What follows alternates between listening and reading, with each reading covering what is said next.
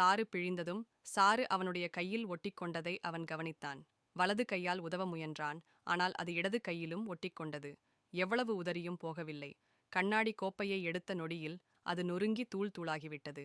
பள்ளியில் மற்ற மாணவர்கள் புத்தகங்களை படிப்பதற்காக வைத்திருந்தார்கள். ஆனால் இவனோ அதை சாப்பிட்டான். இன்னும் வியப்பான விஷயம் என்னவென்றால், அவன் சிறுநீர் கழித்ததும் கழிவறை மேல் நோக்கி பார்க்கும்படியானது. அது மட்டுமல்லாமல், அவன் தன் சிறிய கையை உயர்த்தியவுடன் ஒரு காரை கூட எளிதாக தூக்கி கவிழ்த்தான். அந்த சிறுவனின் பெயர் ஓவன். குள்ளமான உருவம் கொண்ட அவன் பள்ளியில் அடிக்கடி மற்ற மாணவர்களால் கேலி செய்யப்பட்டான். கூட்டாக புகைப்படம் எடுக்கும்போது கூட அவனுடைய தலை எங்கே இருக்கிறது என்று கண்டுபிடிக்க முடியவில்லை. ஆனால் அவன் ஒரு தீவிரமான மார்வெல் காமிக்ஸ் ரசிகன். தன்னை ஒரு சூப்பர் ஹீரோவாக கற்பனை செய்து உலகை காப்பாற்றினான். ஒரு நாள் பள்ளி முடிந்ததும் ஓவன் மொட்டை மாடியில் ஆப்பிளை கடித்துக்கொண்டே வாழ்க்கையைப் பற்றி யோசித்துக் கொண்டிருந்தான். அப்போது 2 குறும்புக்கார சிறுவர்கள் ஒரு மாணவனை துன்புறுத்துவதை பார்த்தான். அவர்கள் கவனிக்காத நேரத்தில் ஒரு ஆப்பிளை அவர்களின் தலையில் எறிந்தான். கண்டுபிடிக்கப்பட்ட ஓவன் வேகமாக ஓடினான். 2 குறும்புக்கார சிறுவர்களும் அவனை வெறித்தனமாக துரத்தினார்கள். ஓவன் ஒரு பூந்தோட்டத்திற்குள் நுழைந்து மறைந்தான். எதிர்பாராத விதமாக ஒரு எறும்பு அவனுடைய கழுத்தில் மெதுவாக ஏறியது. நல்ல இடத்தை கண்டுபிடித்து ஒரு கடி கடிக்க முடியவில்லை. ஓவன் கண் இருண்டு அப்படியே மயங்கி விழுந்தான். அவன் எழுந்தபோது இரவாகிவிட்டது.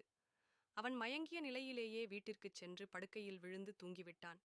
ஆனால் எறும்பின் மரபணுக்கள் மெதுவாக ஓவனின் உயிரணுக்களை விழுங்கிக் கொண்டிருந்தன என்பது அவனுக்குத் தெரியாது. நள்ளிரவில் ஓவன் திடீரென எழுந்தான். குளிர்சாதனப் பெட்டியில் இருந்த கேக் மற்றும் இனிப்புகளை ஒரு டன் கணக்கில் தின்றான். அடுத்த நாள் காலையில் அவன் அறை முழுவதும் ஒரே குப்பை கூளமாக இருந்தது. காலை உணவு நேரத்தில் இன்னும் வினோதமான விஷயம் நடந்தது. ஓவன் சாறு பிழிந்த டெட்ரா பாக்கெட்டை கீழே வைத்தான். அந்த சாறு டெட்ரா பாக்கெட் அவனுடைய கையில் இரட்டையர்கள் போல ஒட்டி கொண்டது. ஆனால் அவனுடைய தந்தை அதை எளிதாக எடுத்துவிட்டார். அவன் ஒரு கண்ணாடி கோப்பையை எடுக்க முயன்றபோது அந்த கண்ணாடி கோப்பை நொடியில் நொறுங்கிவிட்டது. ஆச்சரியப்பட்ட தந்தை இனிமேல் உள்நாட்டு கண்ணாடி கோப்பைகளை மட்டுமே வாங்க வேண்டும் என்று அவனிடம் சொன்னார்.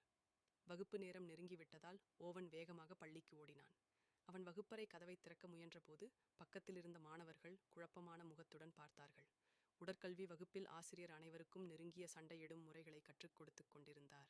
இறுதியில் குள்ளமான ஓவனை உதாரணமாக தேர்ந்தெடுத்தார்.